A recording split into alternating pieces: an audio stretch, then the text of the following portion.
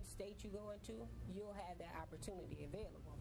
So you'll be familiar with 4-H. You can join that. It's a very youth-friendly program, so you'll feel comfortable with knowing, okay, if I move within another county, that I can still participate in 4-H. So 4-H is in every county in Maryland, as well as Baltimore City. Wow. When I first heard of 4-H, I was like, just another program.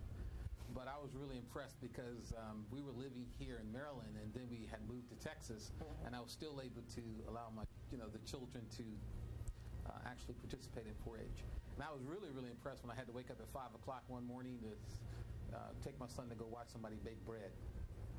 That was part of his project. That was pretty interesting. I learned a lot myself, So I know it's a really an educational learning, process that can engage. And it's an experiential learning program, which means that not only do youth learn, so it's an educational-based program, but they also learn by doing. So they have an opportunity to incorporate all the concepts that they've learned and put those things into practice to see, okay, how can I apply this to my situation or my world in order to make my community a better place. So everything is learned by doing, and we make the best better. That's our pitch. I know since we have 4, and I'm going to include myself, 5 4-Hers here now. Can someone please tell me what exactly does the 4-H's stand for? Who'll be willing to do that? Tell us what the 4-H's stand for. I'll do it. Brian said he's going to take that task. Yes, Brian. Health for heart, health for, I believe, your mind, and your community, and hands, I believe. Yes. Yeah, so it's head, hands, health, and heart. All right, let's talk a little bit more about how does one go about joining the 4-H?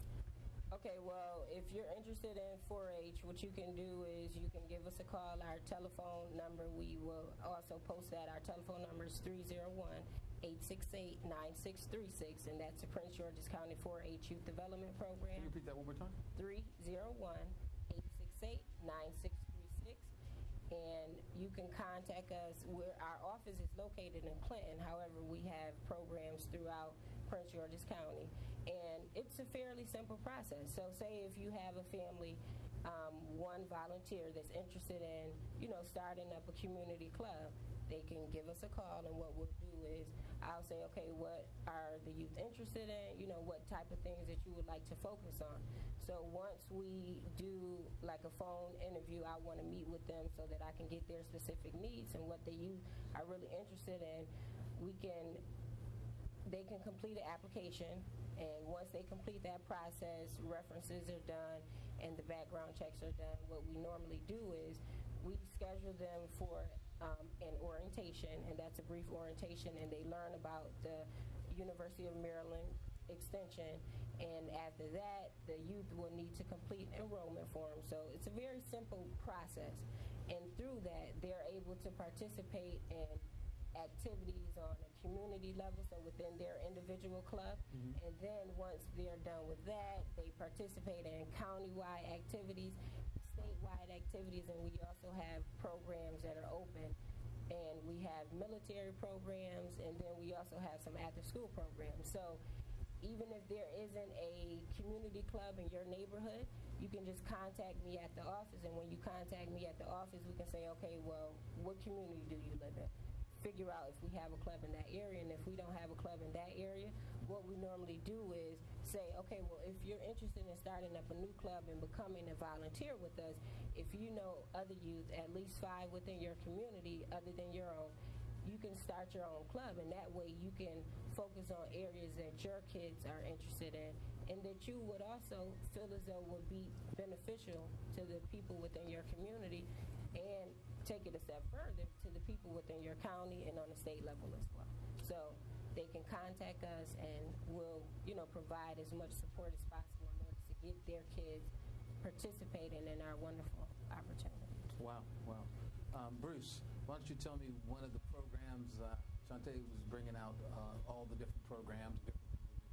What was one of the programs you recently had opportunity to engage into and be a part of?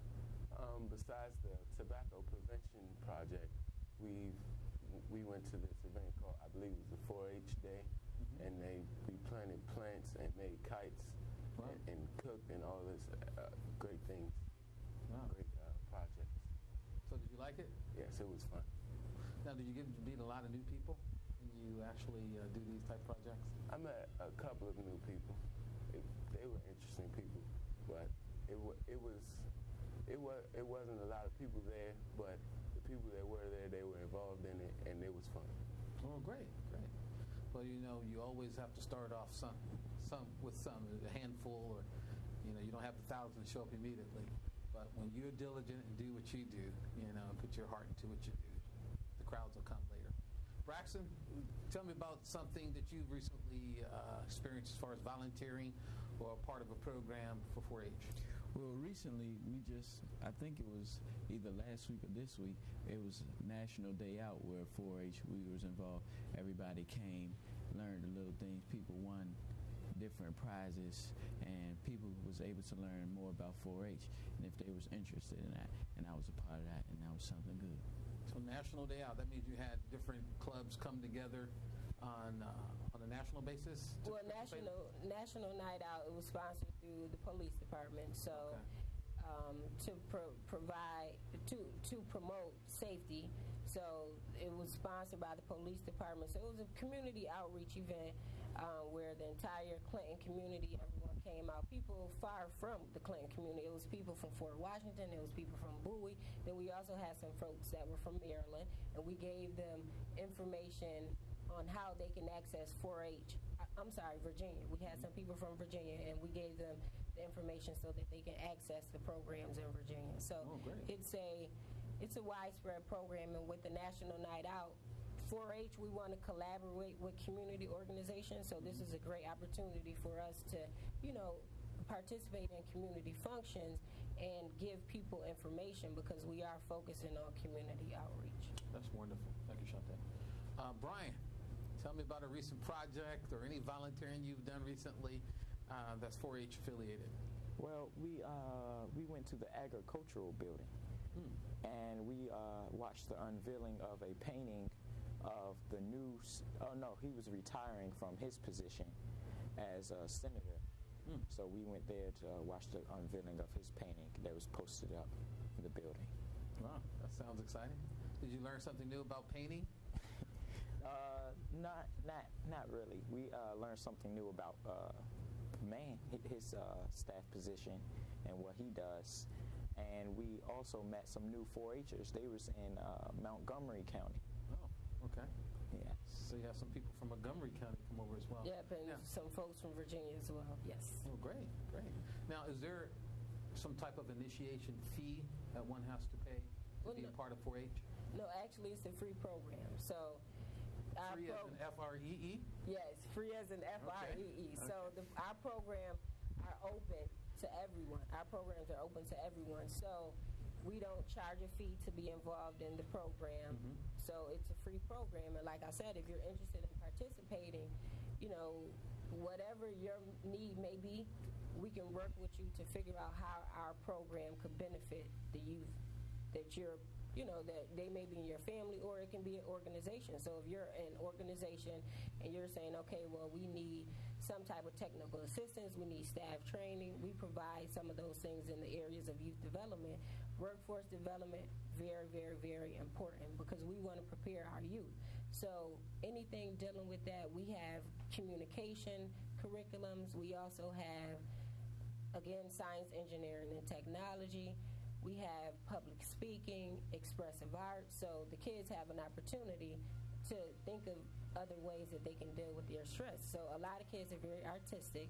So when they're artistic, we need to make available opportunities that they can channel their stress through, as opposed to going out and, engaging in problematic behavior. So we want to network and collaborate with community organizations. So we can provide technical assistance if you need it, and also our programs, some of our programs are research-based, and we have curriculums online. So just, our program is always there.